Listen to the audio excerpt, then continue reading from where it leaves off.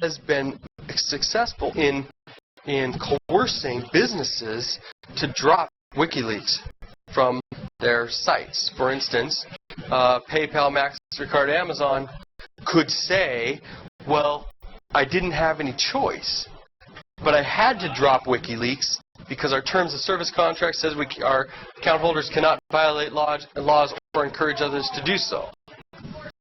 Okay?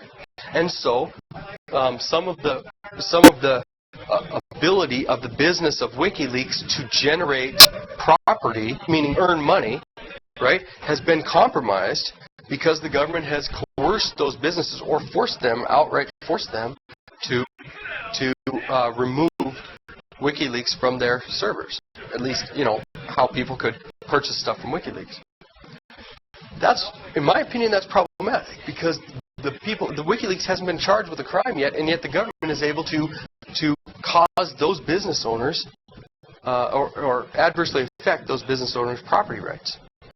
That's something that I think, at least, if people don't agree with, at least we need to have the conversation about whether or not it's okay for the government ahead of any criminal laws being broken. Kind of coerce other businesses to stop interacting with that group. Okay. In this article, the bigger question, though, is what happens when the laws are wrong. If the law is wrong, what should the private business and individuals do? Okay? If the laws are violating the rights of Americans, should the businesses and individuals still abide by those laws, right? I would argue that is the same question that we had. Remember when people were talking about cell phone records and internet searching records, and the government had gone and gotten all these records without a warrant, clearly, and coerced, I think it was Verizon and a couple other companies to give them all these cell phone records without a warrant. I can see where a business doesn't want to push back against the government in that situation, right? I can see where they would feel like, I have to give this. The government is coming to me and saying they're going to charge us with PATRIOT Act type crimes if we don't turn over these documents, knowing that turning over those documents is illegal because it wasn't secured through a traditional criminal search warrant type finding. So I think this is something where we need to think about not just is this a reasonable expectation now after September 11th, but also what happens if the law that is being followed is wrong? What obligation do the businesses have to protect your property, protect your liberty? What obligation do you have to protect your own? The WikiLeaks private is held in maximum security cell. Right now he's got 1 hour outside the cell every day. Again, we can talk about this at some point, but I think for this group, it might be interesting to just, I'm not going to ask anybody what your thoughts are on this. Just think about this question.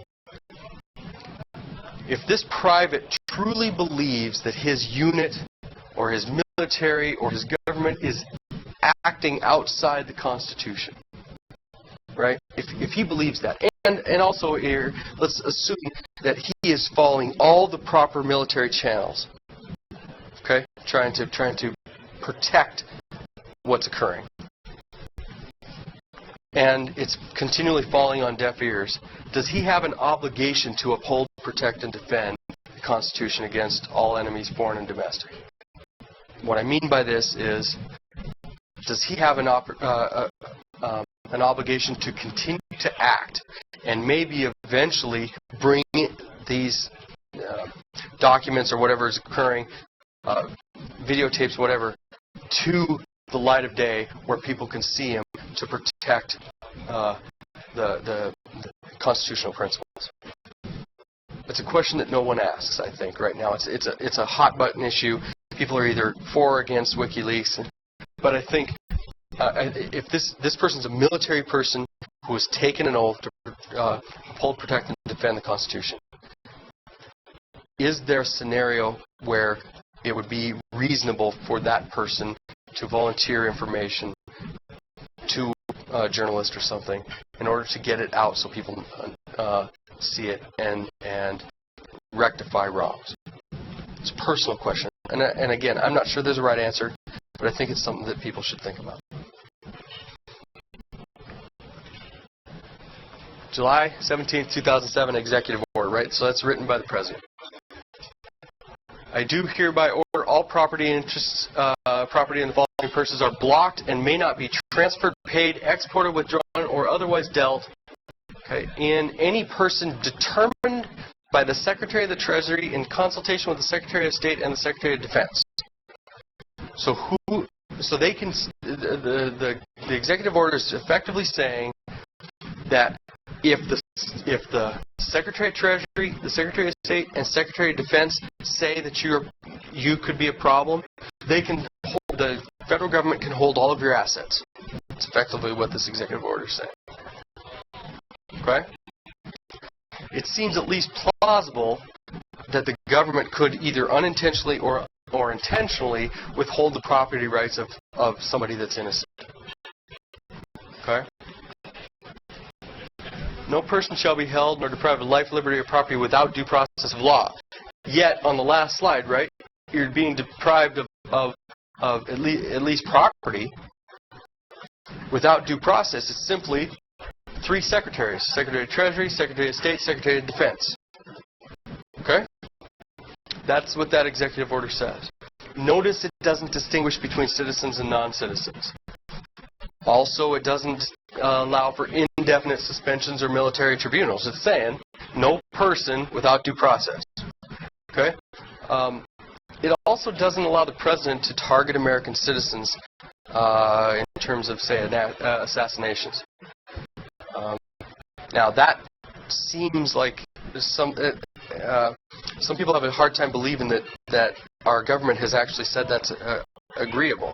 But President Obama's position is simply an extension of Bush's position, where they said they have the right to target American citizens for assassination under certain circumstances. Okay? So that is problematic, because then you are targeting a person, and assuming your assassination attempt is successful, you are depriving that person of life without due process. Okay? Sixth Amendment. The accused shall enjoy a right to a speedy and public trial by an impartial jury of the state and district wherein the crime was committed, to be informed of the nature and cause of accusation, to be confronted by the witnesses against him, and to have assistance of counsel for his defense. Okay. So, let's go back. Right to a speedy public trial by an impartial jury. Okay?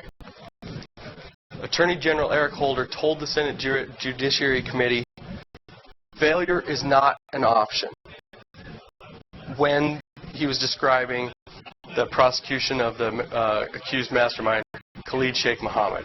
Okay?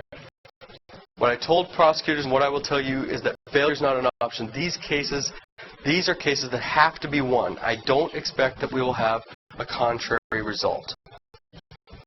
Okay? Impartial jury? Right?